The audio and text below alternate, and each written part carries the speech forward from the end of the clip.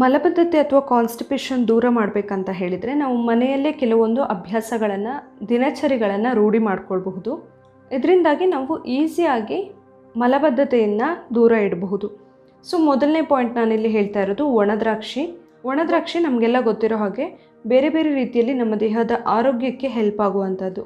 So ಇದನ್ನು ಏನು ಮಾಡ್ಬೋದು ಅಂತ ಹೇಳಿದರೆ ನಾವು ಒಂದು ಸ್ವಲ್ಪ ಒಣದ್ರಾಕ್ಷಿನ ತೊಗೊಂಡು ಈ ಥರ ನೀರಲ್ಲಿ ನೆನೆಸಿ ಇಡಬೇಕು. ರಾತ್ರಿ ಬಿಸಿ ನೀರಲ್ಲಾದರೂ ನೆನೆಸಿ ಇಡ್ಬೋದು, ತಣ್ಣೀರಲ್ಲಾದರೂ ನೆನೆಸಿ ಇಡ್ಬೋದು.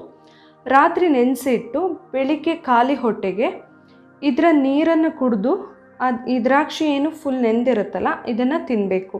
ನೀವು ಬೇಕಂದರೆ ದ್ರಾಕ್ಷಿನ ಚೆನ್ನಾಗಿ ಕಿವುಚ್ಕೊಂಡು ಒಟ್ಟಿಗೆ ಕೂಡ ಕುಡಿಬಹುದು.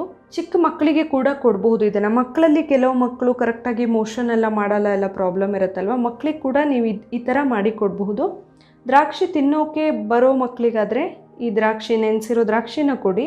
ಇಲ್ಲ ಆದರೆ ಆ ನೀರನ್ನು ಮಾತ್ರ ಕುಡಿಸ್ಬೋದು. ಇಲ್ಲಾದರೆ ಕಿವುಚ್ಬಿಟ್ಟು ದ್ರಾಕ್ಷಿನ ಆ ನೀರನ್ನು ಮಾತ್ರ ಆದರೂ ಕುಡಿಸ್ಬಹುದು. ಈ ರೀತಿ ದಿನ ಅಭ್ಯಾಸ ಮಾಡ್ಕೊಂಡ್ಬಿಟ್ರೆ ಕಾನ್ಸ್ಟಿಪೇಷನ್ ಇರೋದಿಲ್ಲ. ಇನ್ನು ಎರಡನೇ ಪಾಯಿಂಟ್ ಅಂತ ಹೇಳಿದರೆ ಜೀರಿಗೆ ಕಷಾಯ.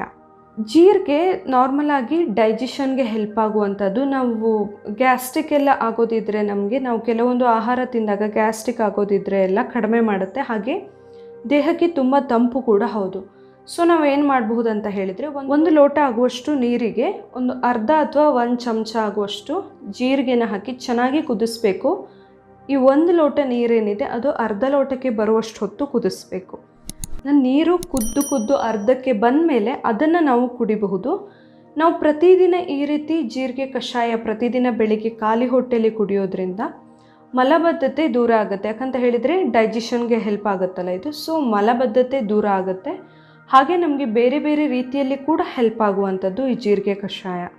ಇನ್ನು ಮೂರನೇ ಪಾಯಿಂಟ್ ಹೇಳ್ತಿರೋದು ಬಾಳೆಹಣ್ಣು ಡೈಜೆಷನ್ಗೆ ತುಂಬ ಒಳ್ಳೆಯದು. ಹಾಗೆ ಮೋಷನ್ ಏನಾದರೂ ಪ್ರಾಬ್ಲಮ್ ಆಗಿದೆ, ತುಂಬ ಗಟ್ಟಿಯಾಗಿ ಇದ್ದರೆ ಎಲ್ಲ ಕೂಡ ಕರೆಕ್ಟ್ ಮಾಡೋದಕ್ಕೆ ಹೆಲ್ಪ್ ಆಗುತ್ತಲ್ವಾ.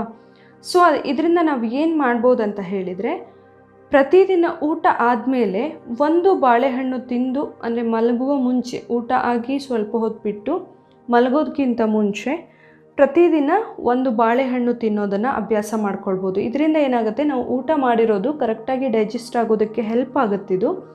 ಹಾಗಾಗಿ ಬೆಳಿಗ್ಗೆ ಎದ್ದವರಿಗೆ ಕ್ಲಿಯರಾಗಿ ಮೋಷನ್ ಹೋಗುತ್ತೆ ಹೊರಗಡೆ. ಇದರಿಂದ ಕಾನ್ಸ್ಟಿಪೇಷನ್ ಪ್ರಾಬ್ಲಮ್ ಎಲ್ಲ ಇರೋದಿಲ್ಲ. ಈಗ 4ನೇ ಪಾಯಿಂಟ್ ಹೇಳ್ತಾ ಇದ್ದೀನಿ, ಕಾನ್ಸ್ಟಿಪೇಷನ್ ದೂರ ಮಾಡ್ಕೊಳ್ಳೋದಕ್ಕೆ ಏನು ಮಾಡಬಹುದು ಅಂತ ಹೇಳಿ. 1 ಲೋಟ ಆಗುವಷ್ಟು ಬೆಚ್ಚಗಿನ ನೀರನ್ನು ತಗೊಳ್ಬೇಕು. ಇದಕ್ಕೆ ಅರ್ಧ ನಿಂಬೆಹಣ್ಣಿನ ರಸವನ್ನು ಹಾಕಬೇಕು. ನಿಂಬೆಹಣ್ಣು ಡೈಜೆಷನ್ಗೆ ಎಲ್ಲ ತುಂಬಾ ಹೆಲ್ಪ್ ಆಗೋದ್ರಿಂದ, ಹಾಗೆ ಗ್ಯಾಸ್ಟ್ರಿಕ್ ಪ್ರಾಬ್ಲಮ್ಮು ಎಲ್ಲ ತಡೆಯೋದ್ರಿಂದ ಕಾನ್ಸ್ಟಿಪೇಷನ್ ಅಷ್ಟೊಂದು ಬರೋದಿಲ್ಲ. ಈ ಥರ ಮಾಡಿ ಪ್ರತಿದಿನ ಬೆಳಿಗ್ಗೆ ಖಾಲಿ ಹೊಟ್ಟೆಯಲ್ಲಿ ಕುಡಿಬೇಕು.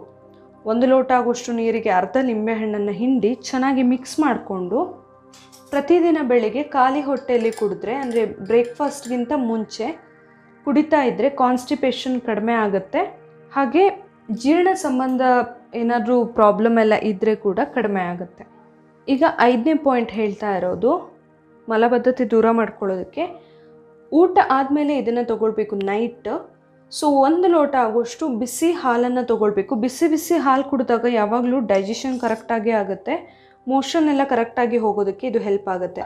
ಸೊ ನಾವೇನು ಮಾಡ್ಬೋದು ಅಂತ ಹೇಳಿದರೆ 1 ಲೋಟ ಆಗುವಷ್ಟು ಬಿಸಿ ಹಾಲನ್ನು ತೊಗೊಂಡು ಅದಕ್ಕೆ ಒಂದು ಅರ್ಧ ಸ್ಪೂನ್ ಆಗುವಷ್ಟು ತುಪ್ಪನ ಹಾಕಬೇಕು.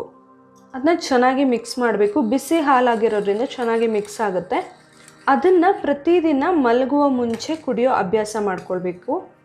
ಈ ಥರ ಬಿಸಿ ಹಾಲಿಗೆ ತುಪ್ಪ ಹಾಕಿ ಕುಡಿಯೋದ್ರಿಂದ ಕೂಡ ಬೆಳಿಗ್ಗೆ ಮೋಷನ್ ಕ್ಲಿಯರಾಗಿ ಆಗುತ್ತೆ, ತುಂಬ ಗಟ್ಟಿಯಾಗಿ ಏನೂ ಆಗೋದಿಲ್ಲ. ನಾವಿಲ್ಲಿ ತುಪ್ಪ ಹಾಕಿರೋದ್ರಿಂದ ಮೋಷನ್ ಹೊರಗೆ ಹೋಗೋದಕ್ಕೆ ತುಂಬ ಈಸಿಯಾಗಿ ಹೋಗೋದಕ್ಕೆ ಇದು ಹೆಲ್ಪ್ ಮಾಡುತ್ತೆ.